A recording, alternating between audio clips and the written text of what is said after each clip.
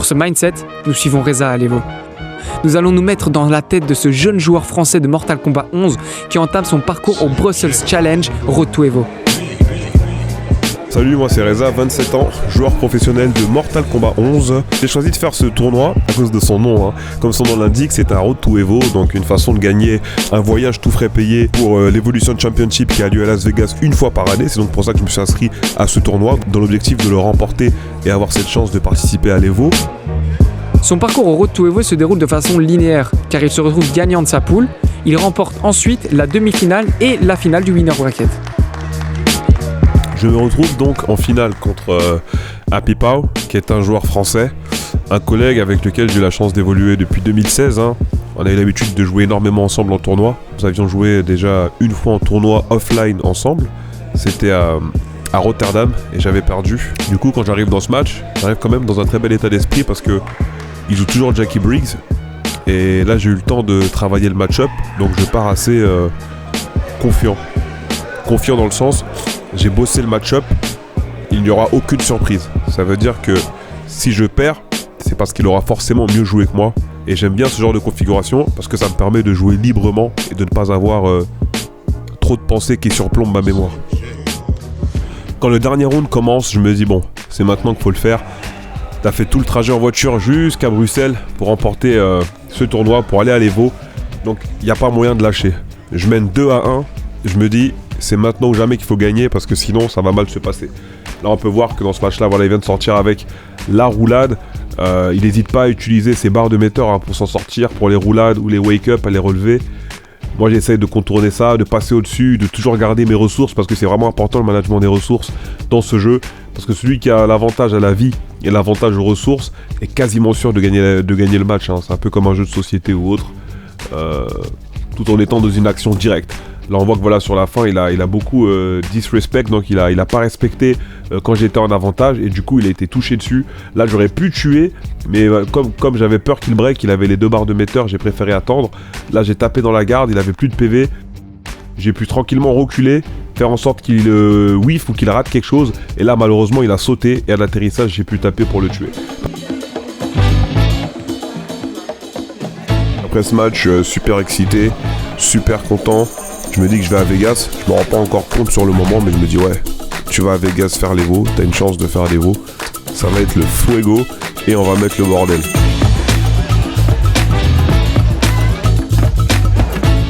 Après un long vol, Reza atterrit à Las Vegas où il se repose du décalage horaire. On le retrouve le lendemain au Mandalay Bay où a lieu l'Evo. On a l'Evo mon frère.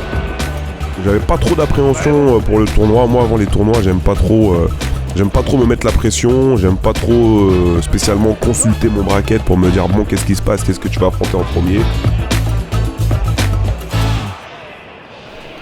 Là c'est le moment fatidique, concentré, on essaye de rentrer dans la game, on rentrait dans le tournoi encore.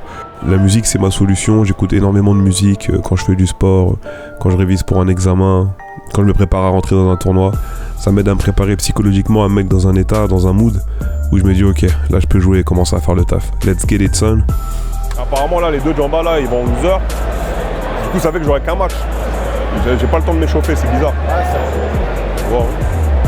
Avec son premier match annulé pour cause de forfait, il se retrouve contre LZ Flash, joueur de Aaron Black. J'ai très très bien travaillé ce match-up. C'est un des match-up que j'avais pu bosser parce que avant de partir à Las Vegas, du coup on a pu faire quelques bootcamps avec les joueurs français et j'ai pu taffer une dizaine de persos. Et Aaron Black en faisait partie. Donc là, à ce moment-là, c'était pas de chance pour LZ Flash parce que je connaissais très bien le match-up. Je savais ce que j'avais à faire dans le match-up. Donc j'ai joué vraiment de manière safe. J'ai pas pris trop de risques. Je suis pas parti sur des trucs qui n'étaient pas safe dans le jeu. J'ai vraiment joué la sécurité. J'ai joué mon jeu tranquillement. Là sur le dernier round, on peut voir voilà, que je joue de façon safe. Ici j'ai l'ouverture avec les coups de pied, low kick, middle kick. On passe dans le corner avec ce qu'on appelle un meaty dans les jeux de combat. C'est ce qui nous permet de taper au moment exact où l'adversaire se relève.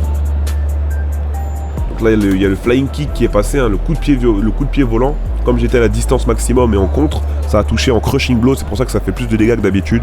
Et à la fin j'ai pu terminer avec un autre crushing blow sur les coups de pied bicyclette qui m'a permis d'avoir encore plus de dégâts.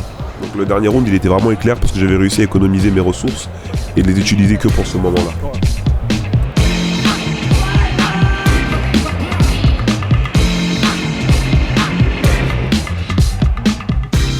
La suite de son tournoi se déroule sans trop de problèmes. Il arrive en round de winner et s'impose 2-0 lors de son 3e match avec son Liu Kang.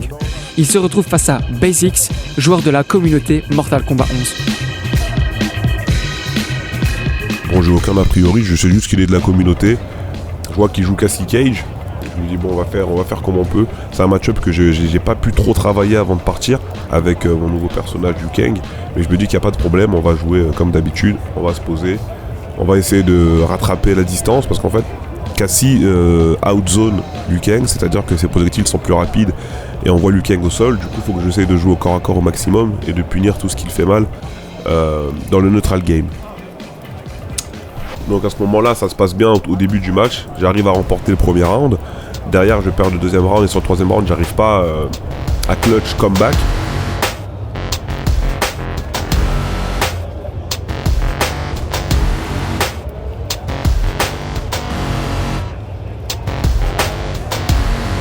Sur le deuxième match, ça se passe plutôt bien, j'arrive un peu à me ressaisir, je prends un peu de repos sur l'écran de sélection, je gagne le dernier round vraiment avec un gros comeback parce qu'il avait un gros avantage à la vie, sauf qu'à ce moment-là il s'est mis dans le corner tout seul, il a fait un coup qui le mettait négatif dans la garde, il a essayé de s'échapper sans respecter et là j'ai pu le rattraper quand même, le garder dans le corner et le terminer, ce qui a ramené le match à un partout.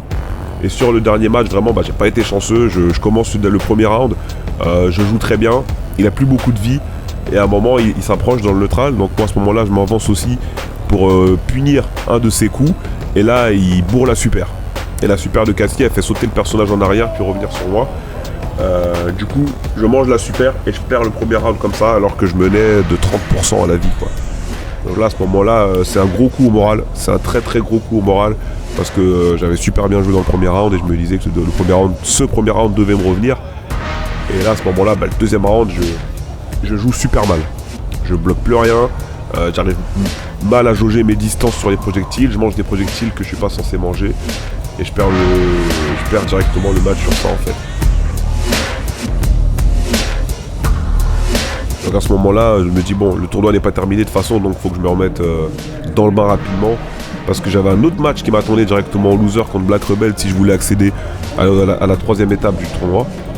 Bon, je me suis remis dedans et le Black Rebel jouait Sonya Blade, qui est un autre perso aussi très fort dans le jeu et qui peut outzone Liu Kang aussi. C'est la mère de Cassie Cage d'ailleurs dans le lore du jeu. Et bon, là à ce moment-là on y va, je me dis bon, on reste concentré, je joue les distances, je joue les entières, essayer de capitaliser sur les erreurs de l'adversaire. Et du coup c'est ce que j'ai réussi à faire et je me suis imposé dans cette rencontre contre Black Rebel 2-0.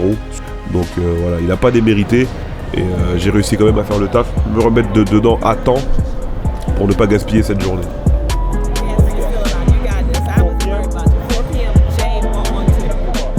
J'arrive au round 3, j'affronte Devil Trigger qui est un très bon joueur de Jackie Briggs. Jackie Briggs je connais bien, j'ai eu la chance de beaucoup m'entraîner avec Apipo dont on parlait en début de reportage, qui était le finaliste que j'avais affronté à Bruxelles pour le Bruxelles Challenge Road to Evo. On s'était entraînés ensemble pour l'Evo, du coup il n'était pas question que je perde contre Jackie Briggs, qui est son personnage qu'il joue tout le temps au tournoi. Donc j'arrive, ça se passe très bien, ça joue bien des deux côtés. J'arrive à m'en sortir sur quelques whiff punish et là je mène 1-0. Et sur le deuxième match ça se passe beaucoup mieux, je suis beaucoup plus à l'aise. Là je suis rentré carrément dans sa tête, j'ai les bons mind games et ça passe très bien.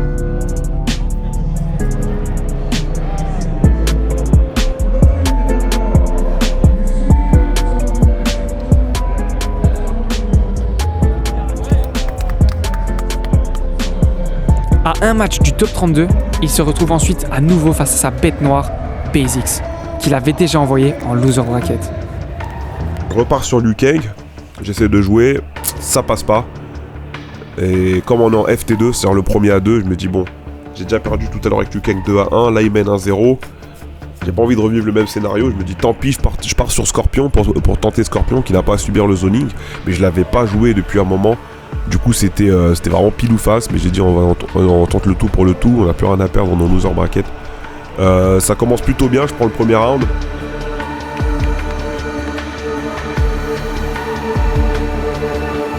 Malheureusement je perds le deuxième.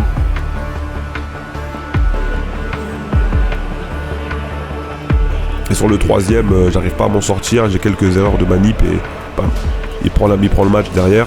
Et c'est là que s'arrête mon tour à l'Evo.